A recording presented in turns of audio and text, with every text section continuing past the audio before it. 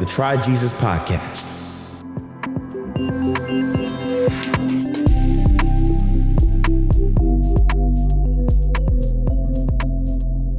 Welcome to another podcast. Yes, welcome. Because that's what we need. Welcome to Try Jesus podcast. Everyone's like, there's not enough podcasts out there. No, that's true. We need another podcast. They're like, I wish somebody would record a podcast. I wish a and so we stepped into that. Pastor would start a podcast.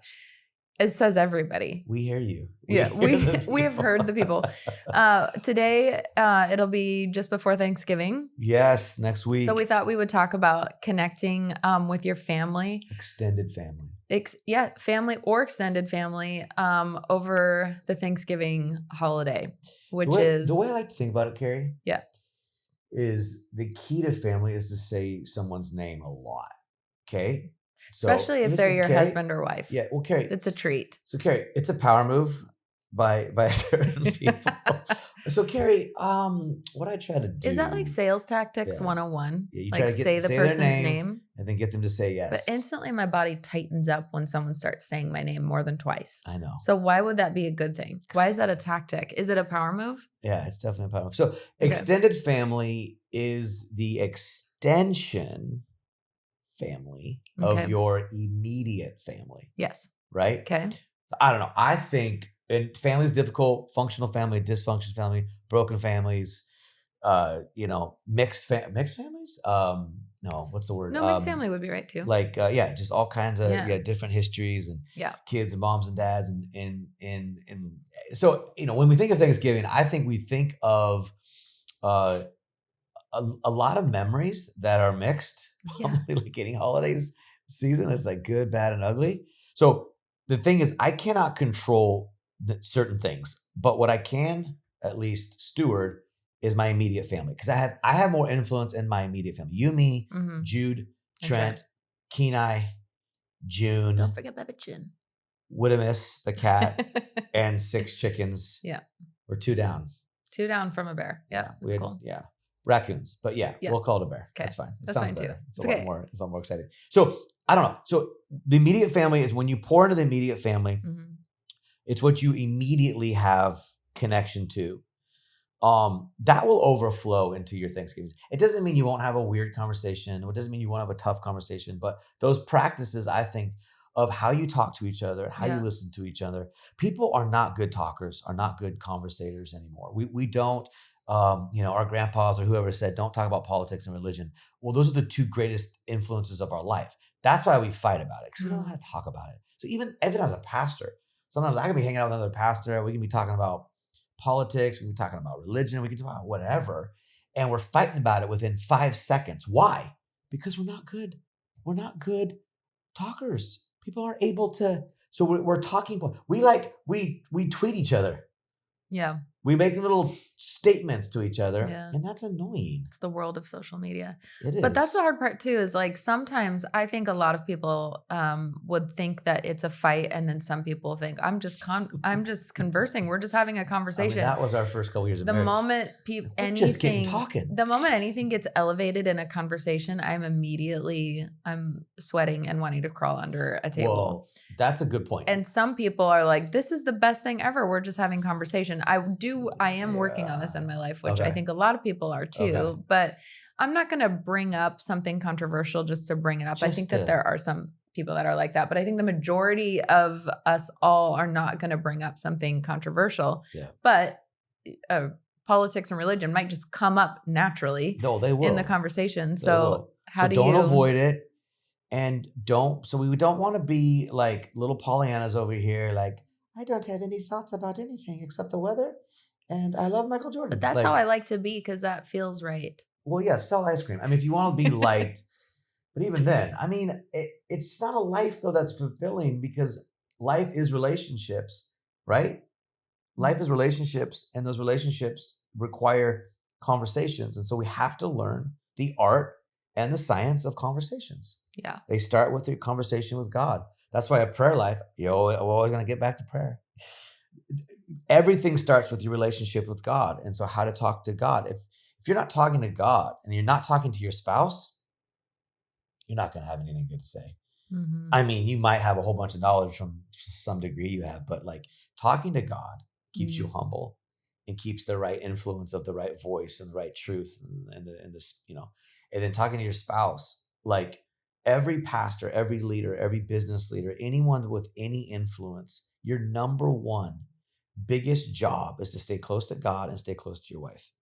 Like close. Like, like, hey, how's your day?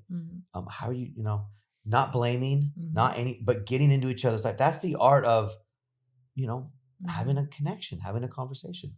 So you're saying don't go into Thanksgiving without praying.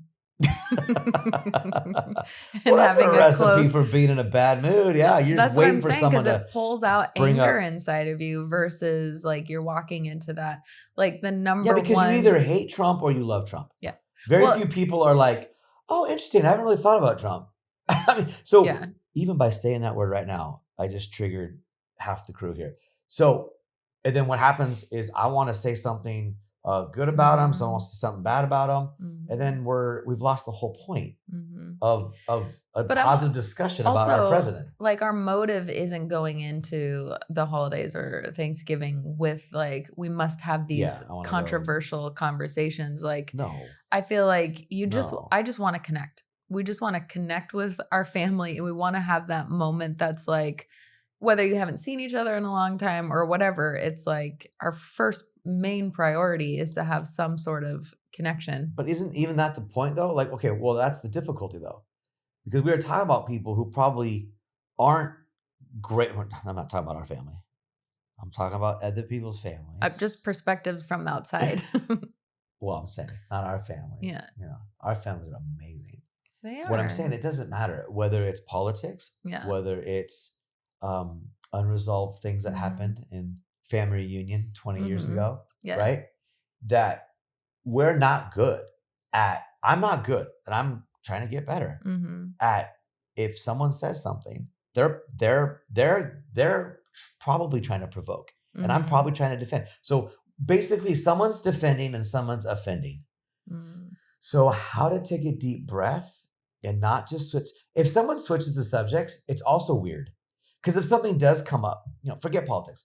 Let's talk about Christianity and the church and the church. Even if you have all Christian family, like there's still differences. We're talking about church and praise and worship and songs that someone like. Oh, I love gratitude. Oh, Brandon Lake is so like. I don't know if I like Brandon Lake filling stadiums, and all of a sudden you're like, you're now offending me because I love Brandon Lake. And you're like, you have a problem with, or just even Christian the way that you're doing church, like, oh, we have loud expression, and it's like, well, aren't we supposed to be honoring the Lord? So can I say, is it the same in your opinion to be fake than offensive? Wait, what do you mean by that? Is my same? Like, you know when like you're saying something, and like everyone's in their Christmas pajamas, okay, and you say something, but you don't know if people really agree with you, but they're just being quiet. Okay. Like, I think a lot of people think that's amazing. Like, I bit my tongue. Oh. But aren't you sowing into this dysfunction? Because if we don't really talk, I've found that if I don't talk or learn to talk, even in a very sweet way with lots of salt, which I think it should be seasoned, that's, you're going to blow up. And to me, that's what a fight is. We haven't talked about this, but all of a sudden I get my chance and someone just like explodes because we haven't ever talked about. Yeah, avoiding the explosion is obviously the goal. So it's like, I feel like when I'm in that moment where it feels like it's going to be controversial or something, I'm always trying to find some sort of common ground so that and you are like this too. Common ground is awesome. So if you can find the common ground and then be like, now like we talk about my perspective, or let's see it from this angle, is obviously, I feel like a right. Yeah. And maybe that's what you meant by connection, like genuinely letting that person know, like, dude, first of all, I am here to have meaningful conversations. I think meaningful conversations that mean something require risky. And that's the whole thing, is because it's not like I'm just trying to tell you what I believe is the truth. Like, that's not maybe my goal. Yeah. And maybe that's what's wrong. And obviously I'm just thinking about this just thinking this through right now. But my goal is always to have some sort of connection with somebody, but I'm not even sure if that's what Jesus did. Yeah. He really was always displaying the truth and revealing the truth. Yeah. But for me, when I walk into something, I want to connect with some. I want there to be a moment of like connection. They understand that I'm hearing them. Yeah. And trying to bring us together in the conversation. So I'm always trying to bring us together, but I do You're want. so like Jesus. That's not what I'm trying to say. No, I'm just but saying I'm just, that. I, obviously nobody wants to leave like fighting and angry and slamming the door. None of us want to do that. I've done that before. Yeah, who cares? It's not Intentions mean nothing. Sure. So none of us want that. So we're all trying to come together and bring some sort of connection. But when you've left a room and you have a pit in your stomach when you're like, I didn't say what I should have said. That's what I'm trying to say. So whether you're fake or you're a little like, I was a little chippy. Yeah. Or that feeling of I should have said something and I didn't. Exactly. For years I haven't talked about something that meant something. And then you're watching someone slowly die on this hill of what they, and you're like, I feel like I have the truth and I know how to pull them out of that, but I'm too afraid to actually say anything. So, that's how I'd like to figure that out. A mean person. First step. Okay. Let's talk about first step. Mm-hmm. So I think firsts are the kingdom of God. Sunday is the first day of the week. Tithe is the first part of your first, your increase. Mm-hmm. Prayer, awaken the dawn is the first part of the day. I think God is into first. Seek first the kingdom. So let's say this, no matter what conversation comes up, you got to take a deep breath. Okay. Mm-hmm. So you'll either be offended or you'll be defending. So you take a deep breath. This is what I'm learning. Take a deep breath and genuinely try to understand where that person's coming from. Yeah. Not to be suspicious. It's impossible. That's the when someone makes a connection statement, saying, when someone says, "Oh, the Bible's crazy," mm-hmm. I mean, where are my Christians at? Like, it's so hard at Thanksgiving when cousin Eddie like starts tearing into the Bible, and you're just like, dude, stop. So take a deep breath and genuinely find a question that's not being, again, a mean person. Like, what do you mean by that? Though, that right there, the conversation's over. If you can't handle your attitude, if you can't handle the moment, then you actually maybe shouldn't have the conversation. But hopefully we can handle the conversation because we want deeper relationships. That means we need to have better conversations. That means we need to have better questions. Like, okay, hey, what? I would love to hear, honestly, Uncle Ted, like the Bible's like super important to me, so it's all good. But like, what is it like? Yeah, why don't you think it? And trying to genuinely be like, yo, tell me the story behind that talking point.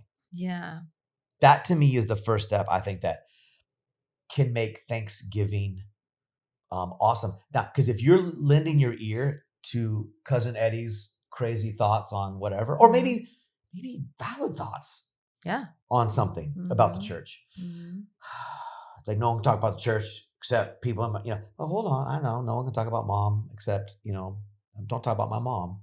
And some of these things are very personal and very deep, and it takes a lot of maturity. But I think that's what we want, and I think it's worth it to risk this, taking that first step into genuine intrigue, even when someone says something to you that's just, crazy. Yeah. So I know, I agree. I think like my goal for always at the end of a conversation is that we can be hugging at the end. And I don't think I don't think that's a bad thing to have as a goal. Which I think but you do demonstrate it very well. I feel like I've watched you a lot where you ask questions, you get heated.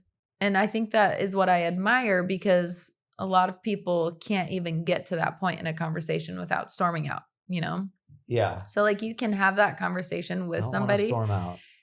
I'm a stormer outer. I know. I mean, obviously I've tried to get better. You have at this. So I'm from a family of like Taki. Portuguese Italians who and you come from a family of doers, I think, and talkers. But we've both, I think, moved and obviously learned. Yeah.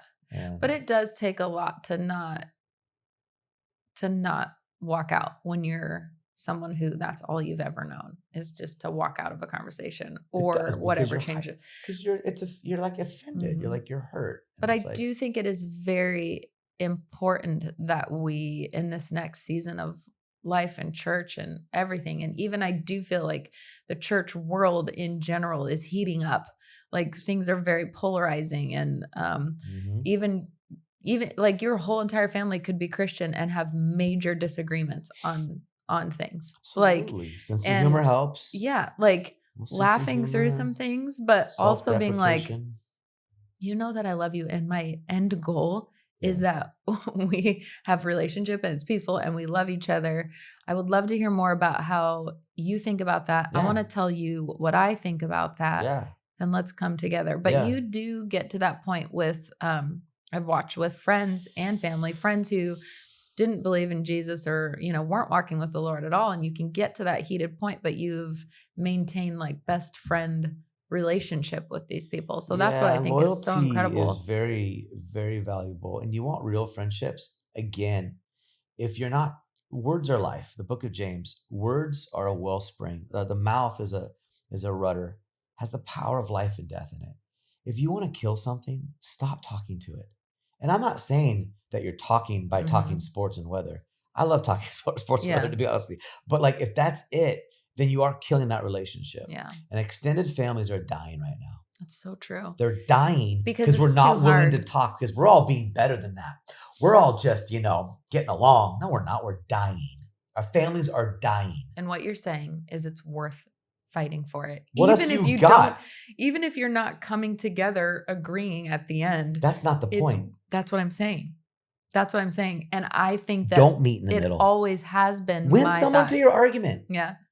Someone told me that. Don't meet in the middle. Well, and honestly, the thing that we're realizing is that a lot of us we're used to arguing that it's not even like, you don't even think that, sorry. Yeah. I'm not making sense. No. You're not even realizing that you're standing on a hill that you didn't even want to stand on in the first place. And so you're winning someone over because they realize, oh, you're right. This is actually not even what I believe. I don't even know why I'm fighting for it. Or like, why am I even saying this? This isn't even what I meant. Sharing your offense. Great. And so you're working with your family, trying to bring health and healing to each other. And maybe there's parts in me that I didn't realize I was standing on something that I shouldn't have. And they can win me over. Win me over. But the point is to...